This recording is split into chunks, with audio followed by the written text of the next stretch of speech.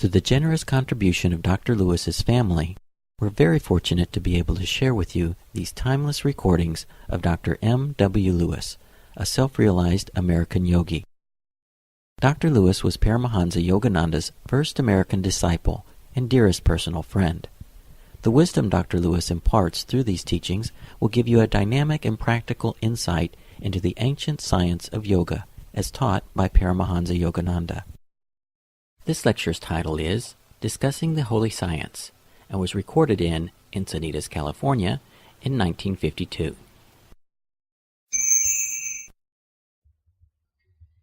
As you will remember, we are about to discuss, not to add to or detract, I hope, from the Holy Science. Just discuss it, that's all. And in discussing the Holy Science, I'm sure that if you just pay attention with, as I said in the prayer, listen with loving attention, concentration, and the application of will, and feeling in your heart that God will allow us to understand more of this wonderful book, the Holy Science. Now, I will adhere closely to the text of the book because, as I have said, as far as adding anything, it's impossible. But sometimes you can say that a cat is a cat in a different way. In other words, I might be able to say it in a little different way, which would, I hope, help some of you.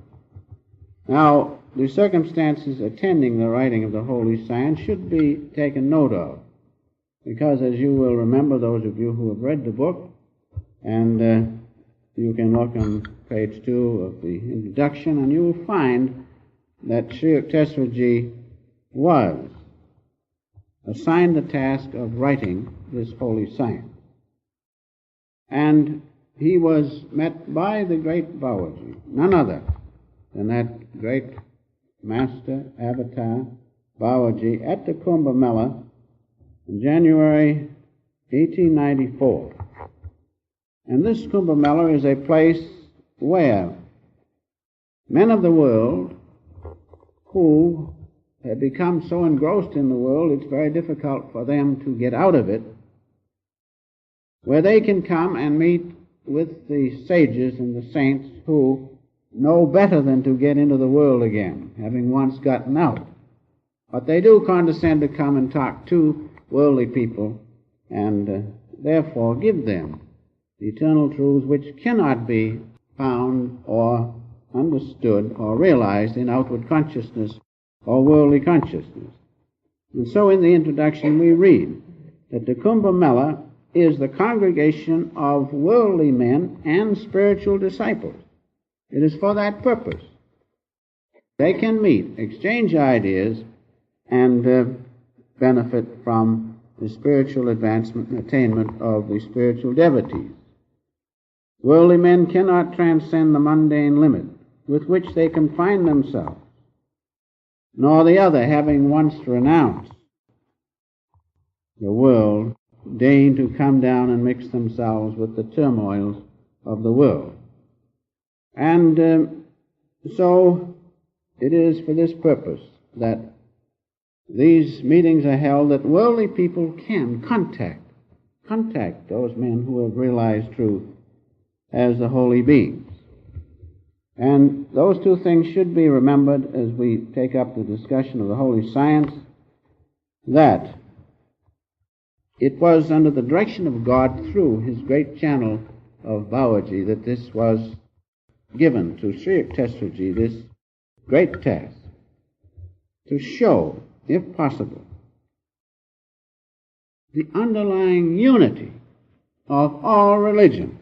That's why the book was written, to show by parallel references that all religions point and end at the same universality of the oneness of God's presence. Above all outward form and dogma, you will find the one eternal light, the one eternal presence of God as cosmic consciousness plus its power, from which all things have come. And that is why this book is so important, because it does show, as we will find as we study along, it will show by parallel references the underlying unity or the universal aspect of religion, the universality of religion, when we rise above all dogma and creed. And if we can do that, if this book will do that, it will have accomplished its object. But, it goes on to say in the introduction,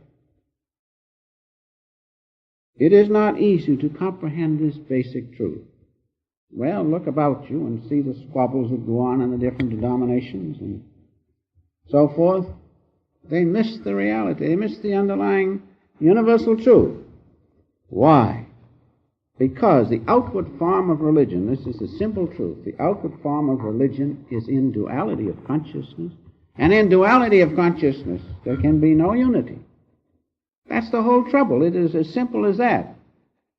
That all outward forms of religion and dogma operate, so to speak, in outward consciousness of duality. And where there is duality, there cannot be unity. But above duality, in the universal aspect of religion, the one light of God and His great consciousness in that light is the unity, it being above duality. So that's the first important truth we should realize, is that the basic truth is not of a dual nature, but it is of an intuitional nature, or of the unity of consciousness. That is the whole key to the universality of religion. And yet when we see the various denominations and the exactitude of which they differentiate theirs from this one and this one from theirs, still above it is the one unity of God's presence which they all miss. And so this book has been promulgated to bring that about, to bring into the realization of people the universality of religion. There is an essential unity because everything